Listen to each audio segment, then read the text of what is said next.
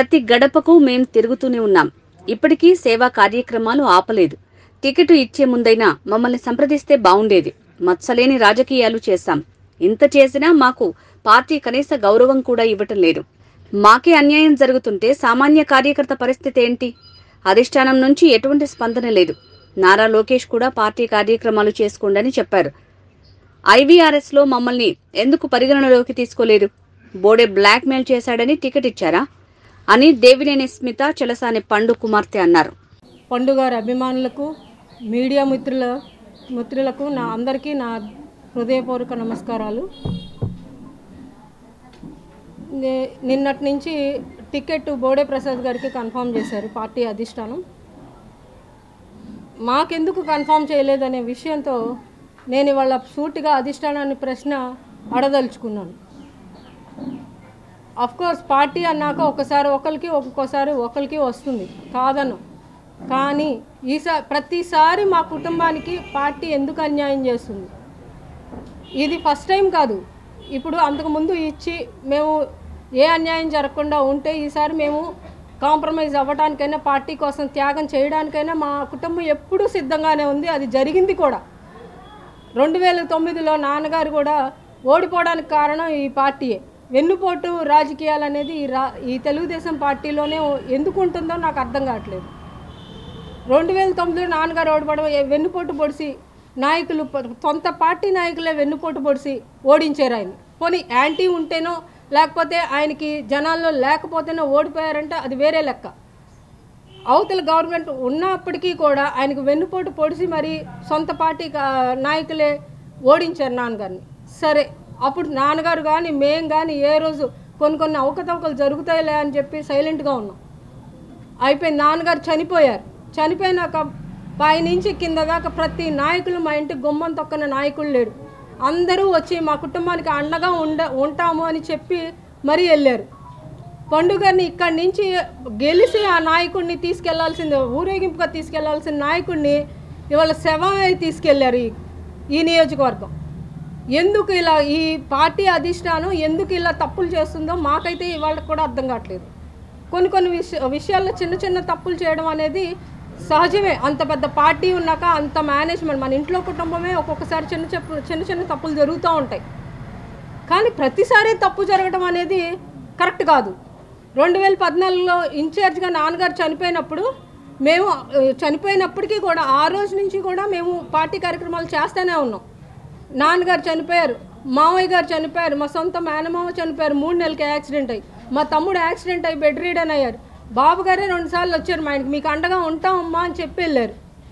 అయినప్పటికీ మా మావయ్య దినం జరుగుతున్నప్పటికీ కూడా రైతు ర్యాలీ పెట్టాం పార్టీ కోసం.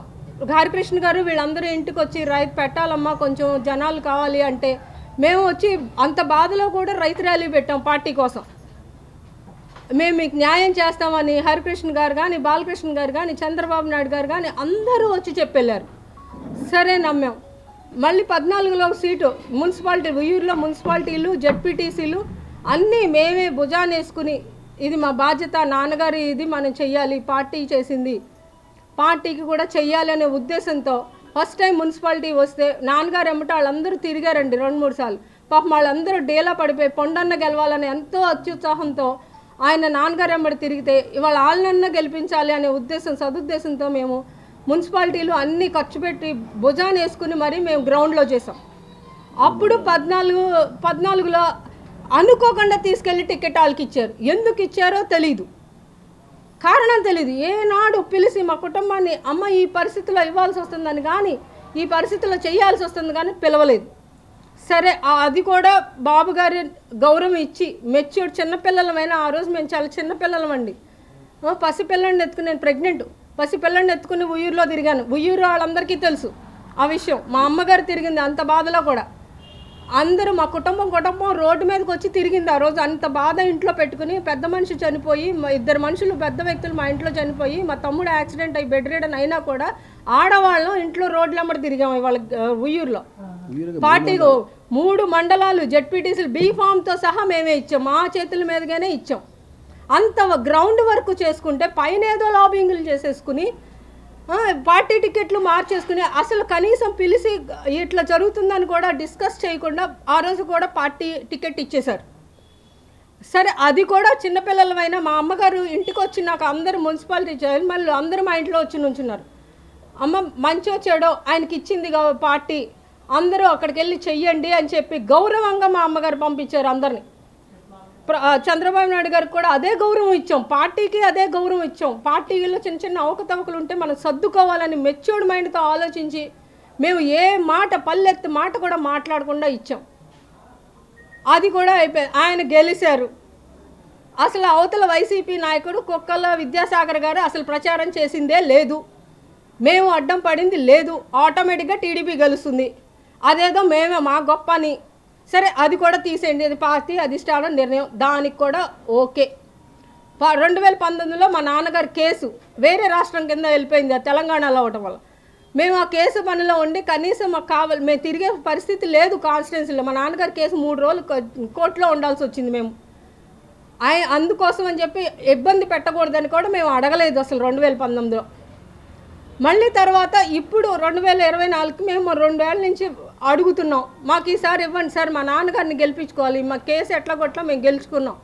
మేము చిన్నపిల్లలమైనా కూడానండి, ఎవరిని ఒక్క గడప తొక్కి మాకు ఈ సహాయం కావాలి కానీ, పార్టీ నుంచి మాకు ఈ సహాయం కావాలి కానీ ఇవాళ వరకు కూడా ఏది అడగల. ఆ రోజు నుంచి ఈ రోజు వరకు మేము అడుగుతుంది ఒకటే, మా నాన్నగారు ఇవి వెన్నుపోటలు మళ్ళీ ఎంతో మానసికంగా 6 రోజులు చచ్చిపోయారు, భౌతికంగా చంపేసినా కూడా అందుకని ఆయన ఆత్మశాంతి చేకూరాలని నేను పోరాడుతున్నాను సార్. మీరు పదవుల కోసం నేను పోరాడతలేదు, అంత పోరాడే వాళ్ళకి ఈ 12 ఏళ్ళు ఏదో పదవి వేసుకునేవాళ్ళం, ఏదో పదవి ఏమని ఈ 12 ఏళ్ళు ఆయన చుట్టూ తిరిగేవాళ్ళం.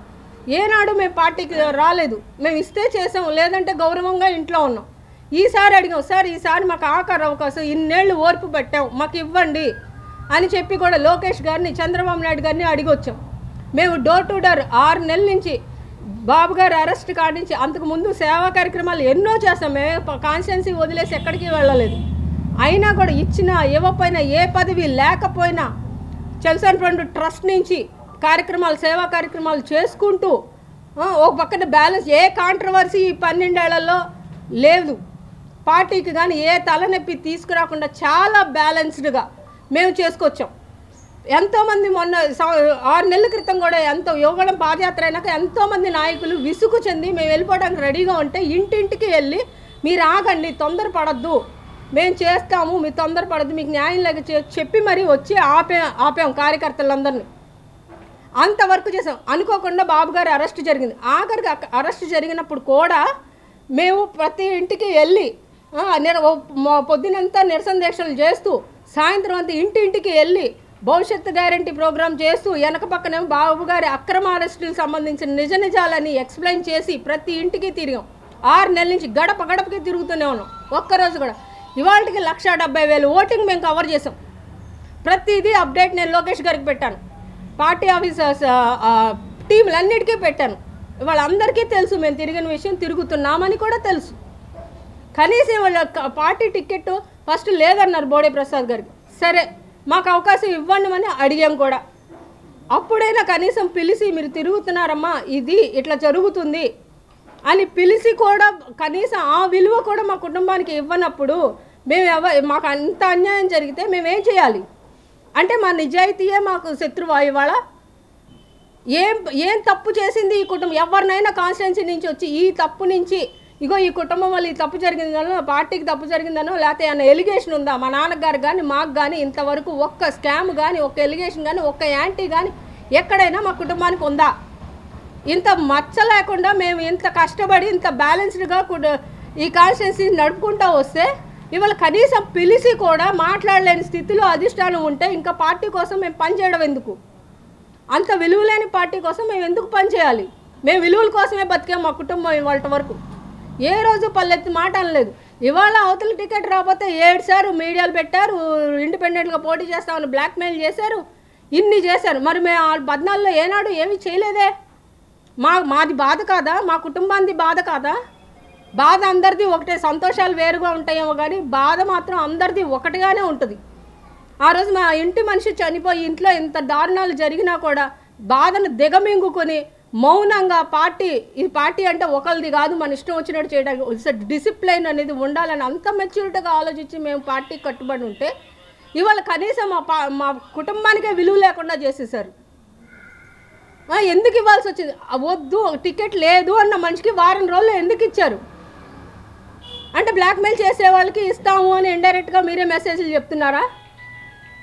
నేను బాబు గారితో కూడా అదే చెప్పాను, sir we know the discipline of value of the discipline, మాకు తెలుసు సార్, మేము అందుకే చాలా డిసిప్లైన్గా ఉంటాము అని కూడా నేను బాబు గారితో చెప్పాను. నేను బ్యాలెన్స్ చేసుకుంటామని కూడా మేము బాబు అడిగారు కూడా, మేము బ్యాలెన్స్ చేసుకుంటారమ్మా, చేసుకుంటాం సార్ అని కూడా చెప్పాం. అలా దేనికి కూడా ఈరోజు పార్టీ నుంచి ఏది ఆశించలేదు మేము ఇంతవరకు. మేము అడుగుతుంది ఆ రోజు నుంచి ఈ రోజు అడుగుతుంది ఒకటే మాట, మా నాన్నగారిని గెలిపించుకో, మా స్వార్థం అంటూ ఉంది అంటే అదొక్కటే, మా నాన్నగారిని గెలిపించుకోవాలి సార్, ఆయన చాలా మానసిక ఇదితో చనిపోయారు, పోనీ ఆయనకి నాకు లేదో లేకపోతే నా మీద యాంటీ ఉందో అంటే అది వేరే విషయము, సొంత మనుషులే పార్టీ మనుషులే వెన్నుపోటు పొడిచి నేను ఎందుకు ఓడిపోవాలనే మానసిక స్థితిలో చనిపోయారు, ఆయన్ని గెలిపించుకోవాలి సార్, అదొక్కదానికోసమే మేము తిరుగుతున్నాం అని కూడా మేము చెప్పాం. అయినా కూడా నోరు మూసుకు కూర్చుంటారా? మరీ ఇంత దారుణమా? మా నాన్నగారు ఉంటే చేసేవారు ఈ పని? నాన్నో లేకపోతే ఎవరైనా యాక్సిడెంట్లో, ఇంకో కాలేజ్ ఫీజులో, హాస్పిటల్లో ఆ ఎమోషన్ మీద ఉంటాం, వాళ్ళు మాతో అదే ఉంటారు. ఆ అనుబంధం అనేది ఏ నాయకుడికన్నా లోకల్ నాయకుడు పనిచేసిన వాళ్ళకి ఉంటుందండి. అదేది లేకుండా నాన్ లోకల్ పీపుల్ని ముక్కు మొహం తెలియని వాళ్ళని తీసుకొచ్చి ఇక్కడేసి మళ్ళీ ఐవీఆర్ఎస్లు, ప్రతి ఒక్కళ్ళు కొత్త ఫేస్ ఐవీఆర్ఎస్. ఎలా వస్తుందండి ఐవీఆర్ఎస్లో? అంటే అసలు ఏ క్రైటీరియా మీద సెలక్షన్ చేశారు అనేది అన్నా మాకు తెలియాలిగా. ఇప్పుడు ఒక ఎగ్జామ్ పేపర్ రాస్తున్నాం అండి, ఒక ఎగ్జామ్ రాస్తున్నాం, టీచర్ చెప్పాలి కదా, మార్కులు 2 మార్కులు దొరికితే ఇదమ్మా తప్పు, ఇంత మార్కులు వచ్చి నేను చెప్పాలి కదా. ఆ తీసి ఎగ్జామ్ రాసిన పేపర్ పక్కన పడేస్తే ఏంటంటే మాకేం తెలుస్తుంది? కనీసం చెప్పాలి కదా మాకు ఆన్సరు. మేం కోరుకునేది అదండి, మమ్మల్ని ఏం చేయమంటారు? మా కుటుంబాన్ని మమ్మల్ని ఇంకా త్యాగాలు చేయమంటారా? ఎన్నిసార్లు?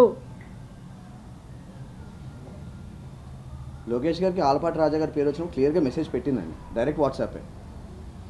ఎందుకంటే అంతకుముందు కూడా ప్రతి కార్యక్రమం కూడా ఆయన డైరెక్ట్ వాట్సాప్లోనే, ఆయనతో పాటు రాబిన్ శర్మ టీంకైనా కానీ ఎవరికైనా సరే, పార్టీలో పార్లమెంట్ కోఆర్డినేటర్స్కైనా సరే అందరికీ పెట్టేవాళ్ళు, ఆయనకు కూడా పెట్టేవాళ్ళు. అలానే డైరెక్ట్గా మెసేజ్ పెట్టి, సార్ మీరు డిసిషన్ తీసుకునే ముందు ఒక్కసారి మాతో సంప్రదించండి సార్. మీరు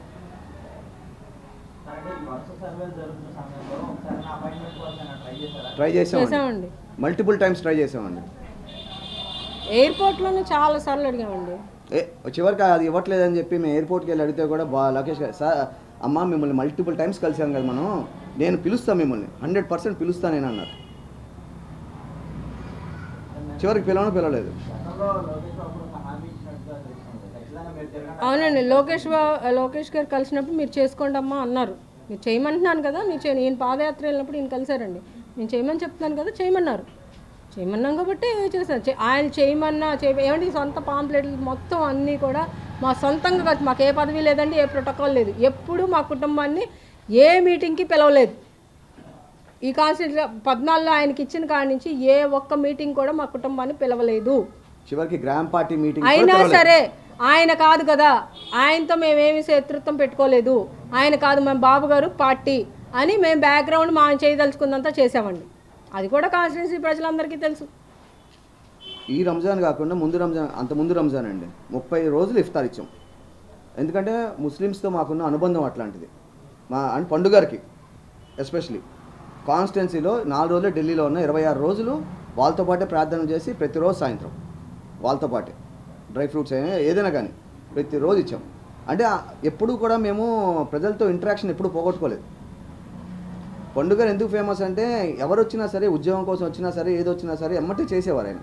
ఆ రోజు నుంచి ఈ రోజు దాకా ఆయన లేకపోయినా కూడా ఇంటికి ఎవరు వచ్చినా కూడా ఆ సహాయాన్ని ఆపలేదు మేము. అలాగే బాధ్యతగా తీసుకుని కోవిడ్ అప్పుడు కూడా 42 గ్రామాలు ఉంటే 42 గ్రామాలకి ఆటోలు, రిక్షాలు ఎన్ని పెట్టి ఇది చేయకూడదు, ఇది చేయాలని చెప్పి మనమే చేసింది. కోవిడ్ అప్పుడు బ్లడ్ దొరకట్లేదని చెప్పి బ్లడ్ క్యాంప్స్లో ఇండియన్ రెడ్ క్రాస్ ఆర్గనైజ్ చేసి బ్లడ్ డొనేషన్ క్యాంప్స్ కూడా పెట్టామండి. అదే లయన్స్ క్లబ్, రోటరీ క్లబ్ అన్ని ప్రైవేట్కి వెళ్తాయి, ఇదైతే గవర్నమెంట్ హాస్పిటల్కి వెళ్తుంది, బ్లడ్ ఎక్కడా లేదని చెప్పి చాలా ఇబ్బంది పడ్డామండి, బ్లడ్ దొరక అని మా ఇంట్లోనే ఇబ్బంది పడ్డాం. అందుకని చెప్పి అది కూడా ఒక ఇనిషియేటివ్గా తీసుకున్నాం. ఇంకా ప్రజలకి మేము ఇంటరాక్షన్ లేదు, పార్టీతో ఇంటరాక్షన్ లేదంటే పార్టీ కార్యక్రమాలకు ఏ రోజు పిలవలేదు మమ్మల్ని. అది పిలవాల్సిన బాధ్యత పార్టీ జిల్లా మేనేజ్మెంట్ది, జిల్లా వాళ్ళు చూసుకోవాలి. అది ఏ రోజు పిలవలేదు. ఎందుకు పిలవలేదు అని కూడా ఎవరు అడగలేదు. కానీ మేము ఎప్పుడు పార్టీతోనే ఉన్నాం. ఇప్పుడు పార్టీ బాబు గారు అరెస్ట్ అయినప్పుడు కూడా వచ్చి నిరసన దీక్షలు చేస్తాను, మేమే వెళ్ళాం నిరసన దీక్షలకి. నియోజకవర్గం పార్టీ వాళ్ళు ఏం పిలవలేదు మమ్మల్ని, మేమే వెళ్ళాం. ఇంటింటికి తిరిగి మేమే తిరుగుతున్నాం. సూపర్ 6 అని, భవిష్యత్తు గ్యారంటీ అని చెప్పి, ఎన్ని బాబు గారు ఇస్తారు అని చెప్పి, బాబు గారిని అక్రమంగా అరెస్ట్ చేస్తారని చెప్పి. నిజం గెలవాలి నిజం గెలవాలండి. మేము అదే కోరుకుంటున్నాం అండి, నిజం గెలవాలని కోరుకుంటున్నాం మేము. ఆ కుటుంబం ఎంతో మాది అంతే. అది ఎవరికైనా పార్టీ అన్నాక నిజం గెలవాలి.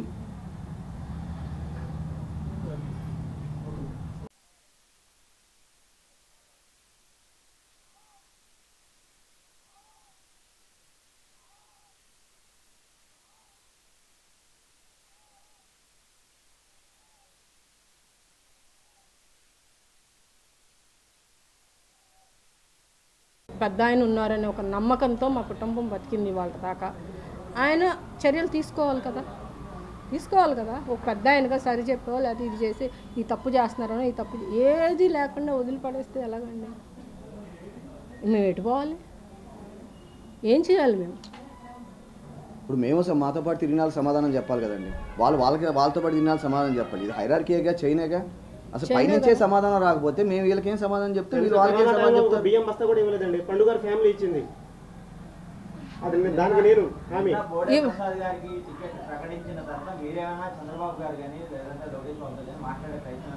చేసామండి, కానీ మమ్మల్ని ఎవరు పిలవలేదు. మేము అదే అడుగుతున్నాం, అపాయింట్మెంట్ ఫైనలైజ్ చేసే ముందు మాకు అపాయింట్మెంట్ ఇవ్వండి సార్. ఎందుకు లోకేష్ గారికి కూడా డైరెక్ట్ వాట్సాప్ పెడుతున్నానండి. మాకు మాట్లాడండి సార్ మాతో, ఎట్లా కాదు మీరు అనుకున్నట్టు లేదు, కింద మేము మాట్లాడతాం, ఒకసారి మాతో మాట్లాడండి అని కూడా మేము అడుగుతున్నాం సార్. ఇంతమటుకు మాకు పిలవకుండా టికెట్ ఎలా అనౌన్స్ చేస్తారు? మాట్లాడాలి కదండి. కింద కార్యకర్తలు పనిచేసేవాళ్ళు మెయిన్ వాళ్ళతో మాట్లాడాలి కదా, కూర్చోబెట్టి మాట్లాడాలి కదా. ఏంటమ్మా ఏం జరుగుతుంది ఏంటనేది తెలియాలి కదా. అఫ్కోర్స్ సర్వే రిపోర్ట్స్ అవన్నీ ఉంటాయి, నేను కాదన్నాను. అదే ఇదే కదండి. మరి మా బాధ కూడా చెప్పుకునే అవకాశం ఇవ్వాలి కదా. మరి ఏ అవకాశం ఇవ్వనప్పుడు ఇంకా మా బాధలే ఆయన విననప్పుడు మా కుటుంబం ఏం చేయాలండి? ఇప్పుడు మా నాన్నగారు పార్టీ పుట్టినప్పటి నుంచి ఉన్నారండి. పార్టీ పుట్టినప్పటి నుంచి పండు గారు తెలుగుదేశం పార్టీకి పనిచేశారు.